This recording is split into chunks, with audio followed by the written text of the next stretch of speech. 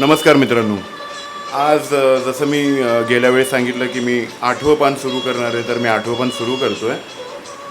तर अनंत कोटी ब्रह्मांड नायक राजाधिराज योगीराज श्री सच्चिदानंद सद्गुरू साईनाथ महाराज की जय. महाराजांना मशिदीत व देवळातूनही पुष्कळ दिवे लावण्याची हौस असे.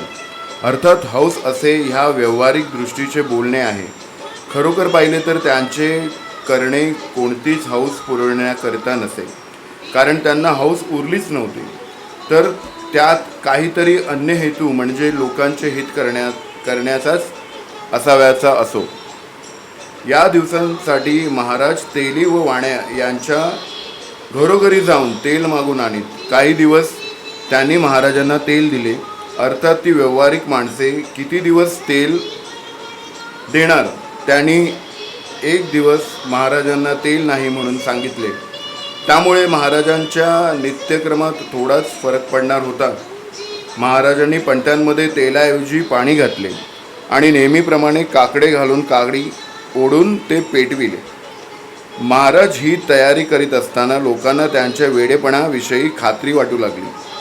पण जेव्हा काडी ओढून काकड्यास लावल्याबरोबर ते पेटले व रात्रभर जळत राहिले, तेव्हा अर्थातच लोक थक्क झाले.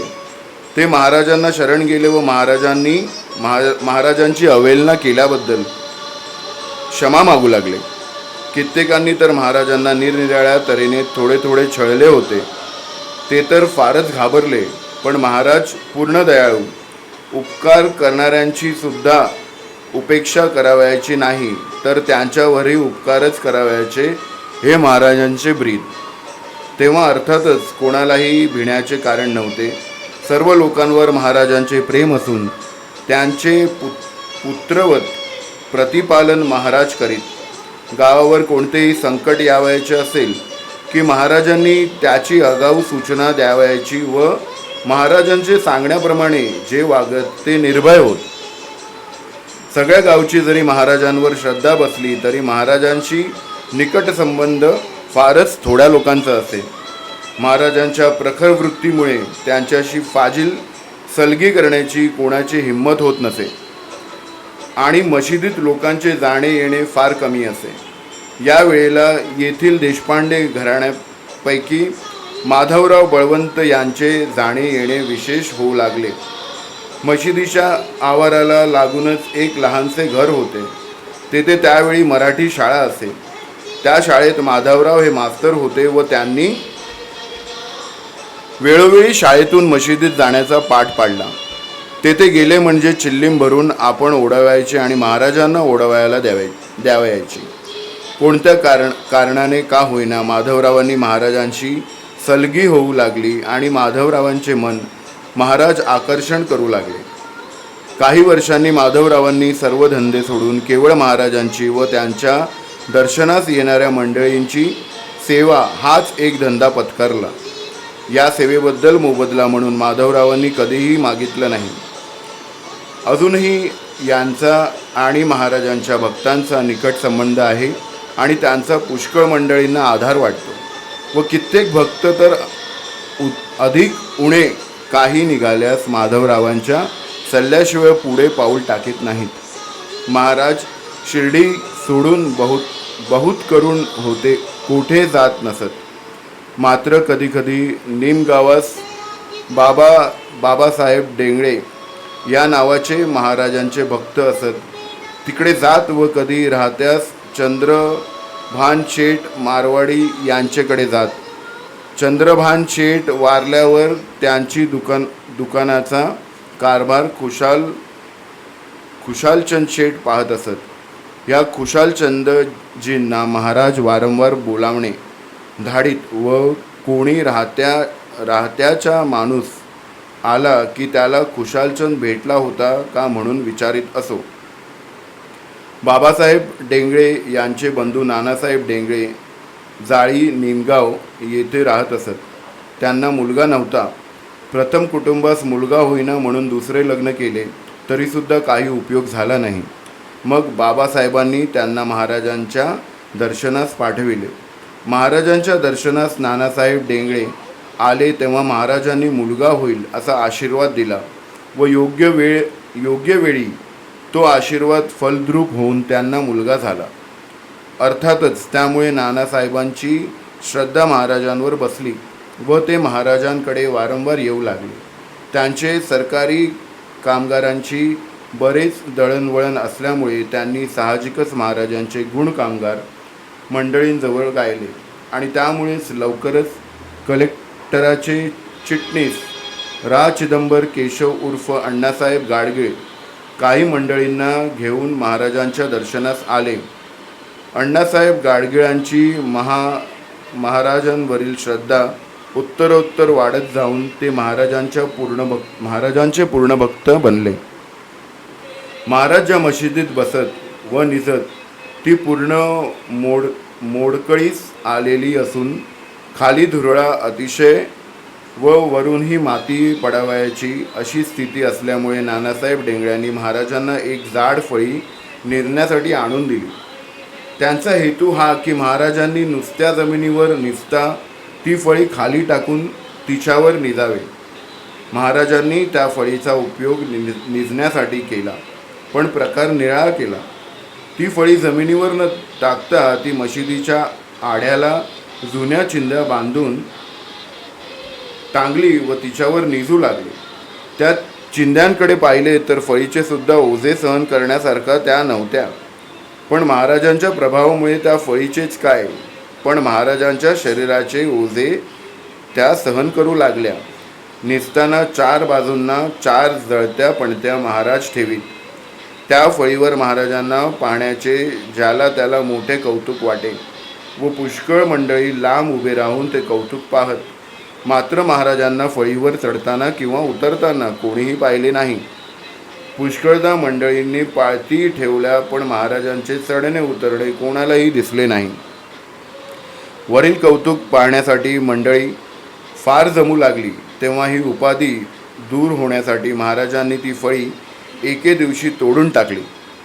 नानासाहेब डेंगळे ज्या कारणासाठी महाराजांच्या दर्शनास प्रथम आले, त्याच कारणासाठी कोपरगावचे मुलकी सर्कल इन्स्पेक्टर गोपाळराव गुंड हेही दर्शनास आले. यांना 3 कुटुंबे असून मुलगा नव्हता. यांनाही महाराजांच्या आशीर्वादाने मुलगा झाला. हेही महाराजांचे पूर्ण भक्त बनले. त्यांच्या मनात एकदा असे आले की मशीद मोडकळीस आली आहे, ती आपण फिरून बांधवावी व त्यासाठी त्यांनी बरेचसे दगड गोळा केले. पण महाराजांनी त्यांना मशीद बांधण्यास परवानगी दिली नाही. ते काम दुसऱ्या एका भक्ताकडून करवून घ्यायचे होते. ती हकीकत पुढे दिली आहे. गोपाळरावांनी जमविलेल्या दगडांचा विनियोग महाराजांच्या आज्ञेने तेथील शनीचे देऊळ बांधण्यास व गावातील दुसऱ्या देवळांचा जीर्णोद्धार करविला व ते देऊळ मोठेही करविले. जसे गावातील देवळांकडे महाराजांचे लक्ष असे, तसेच येथील तुरबत्तीकडे सुद्धा महाराजांचे लक्ष असे. गाव कुसाजवळील निंबाच्या झाडाखाली महाराज कधीकधी बसत म्हणून वर सांगितले आहे. तेथेच एक पीराची तुरबत आहे असे महाराजांनी एकदा म्हटले व तेथे खूण पाहिली तो तेथे खरोखरच तुरबत निघाली. मग त्या दिवशी मंडळींनी महाराजांची वाजत गाजत मिरवणूक काढली. या तुरबत्तीबद्दलचा उल्लेख महाराजांनी प्रस्तुत लेखकाजवळ केला होता. महाराज म्हणाले, ही आपल्या वडिलांची जागा आहे. येथे दर गुरुवारी व शुक्रवारी ऊद जाळीत जावा, म्हणजे त्यात आपलेच कल्याण आहे. एकदा गोपाळराव गुंडांच्या मनात असे आले की येथे महाराजांप्रित्यर्थ वार्षिक जत्रा उर्फ उरूस भरवावा. तो विचार त्यांनी गावातील तात्या पाटील, दादा कोटे पाटील, माधवराव देशपांडे वगैरे मंडळी पुढे ठेवला व त्यांना तो रुचून त्यांनी त्यासाठी जमव करण्याचे मनावर घेतले. पण तेथे असलेल्या कुळकर्ण्यांकडून आडकाठी झाली व तिचा परिणाम हा झाला की कलेक्टराने जत्रा भरवू नये म्हणून हुकूम दिला. पण जत्रा भरविण्याचा हुकूम आणला ती जत्रा महाराजांच्या आज्ञेने रामनवमीला भरवायचे ठरले व तेव्हापासून ती सुरू झाली. ती अजूनही दर रामनवमीला भरत असते. या जत्रेची व्यवस्था पहिल्यापासून शिर्डी येथील तात्या गणपती पाटील पोते हे पाहत असतात. त्यांच्यावर महाराजांचे अत्यंत प्रेम असे. हे महाराजांना मामा म्हणत. यांची आई सौ बायजाबाई यांनी महाराजांची फार सेवा केली आणि ती अशा वेळेला की जेव्हा गावातील बहुजन समाज महाराजांना वेड्यात काढी. महाराज पूर्वी दिवसातून 4-5 वेळा गावात भिक्षेला जात, पण सौभाग्यवती बायजाबाईंनी त्यांना कधीही विनमुख लाविले नाही. अर्थात या सेवेचे फळ बाईंना तर मिळालेच, पण त्यांच्या सर्व कुटुंबाला व विशेषतः तात्यांना मिळाले. तात्यांना महाराज पैसे देत इतकेच नव्हे तर त्यांचे सर्व तऱ्हेने लाड करीत. संध्याकाळी रोज तात्या हे महाराजांकडे जात व त्यावेळचा मामा भाच्याचा प्रेमाचा सोहळा पाहण्यासारखा व प्रेमाची भाषणे ऐकण्यासारखी असत. तसेच मशिदीतील व चावडीतील सर्व व्यवस्था तात्यांकडेच असे. तात्यांनी येऊन उठविल्याशिवाय महाराज उठत नसत व तात्यांनी महाराजांना हाती धरून नेऊन तेथे महाराजांसाठी आसन घालावायचे व त्यावर महाराजांनी बसावायचे असा क्रम असे. चिल्लीम ही तात्यांनीच भरून द्यावयाची. रामनवमीच्या जत्रेच्या वेळी म्हणजे खुद्द रामनवमीचेच दिवशी 2 मोठ्या निशाणांची थाटाची मिरवणूक निघून मशिदीत जात असे व तेथे ती 2 निशाणे 2 टोकांना बांधली जात. त्यापैकी एक निशाण शंकरराव रघुनाथ देशपांडे उर्फ नानासाहेब निमोणकर यांचकडून येत असे व दुसरे नगरचे दामूशेठ कासर यांचेकडून येत असे. नानासाहेब निमोणकर हे निमोणचे देशपांडे होते. निमोण गाव संगमनेर तालुक्यात आहे. नानासाहेब तालुक्यात पुढारी गृहस्थांमध्ये मोडत असून सरकारने त्यांच्या ऑनररी मॅजिस्ट्रेट नेमले होते व ते काम त्यांनी पुष्कळ वर्षे केले. शेवटी वृद्धापकाळ झाला म्हणून ते त्यांनी सोडले. त्यांचे चुलते येथे राहत असत व ते कधीकधी येथे आले म्हणजे चुलत्यांच्या सांगण्यावरून महाराजांच्या दर्शनात जात.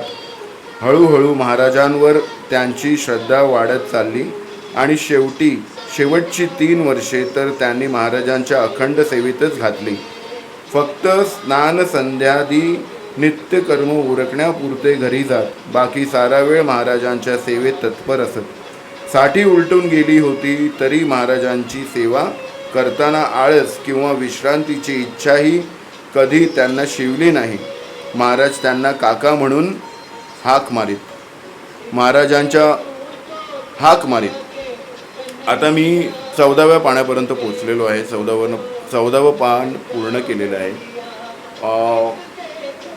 एक गोष्ट अशी की जेव्हा हा व्हिडिओ बनवायला घेतला तर आता मला लोकांचे कमेंट्स आणि अभिप्राय येत आहेत की तू इकडे हे लाव, साईबाबांचा फोटो लावल्याचा हनुमान चाळीसा बोलू नकोस आणि अशा भरपूर काही गोष्टी ज्या मी पॉझिटिव्हली घेतो आहे. पण मला एक आवर्जून असं वाटतं की हां ठीक आहे, हा चॅनल मी काही मॉनिटाईज करायला किंवा ह्याच्यातून पैसे कमवायला असा माझा काही उद्देश नाही आहे. माझा फक्त एवढाच उद्देश आहे, सिम्पल आहे खूप, की साईबाबांच्या ज्या गोष्टी आहेत त्या नॉर्मल माणसापर्यंत, लहान मुलांपासून ते यंग मुलांपर्यंत आणि वयस्कर जे वृद्ध आहेत त्यांच्यापर्यंत व्यवस्थित पोचावा हा माझा प्रयत्न चालू आहे. आणि मला असं वाटतं की जेवढ्या गोष्टी ऑथेंटिक असतील, जेवढ्या गोष्टी सिम्पल असतील तेवढ्या गोष्टी लोकांना कळतात. कारण ज्या गोष्टी मनापासून निघतात त्या मनापासून मनापर्यंत पोचतात. That's it.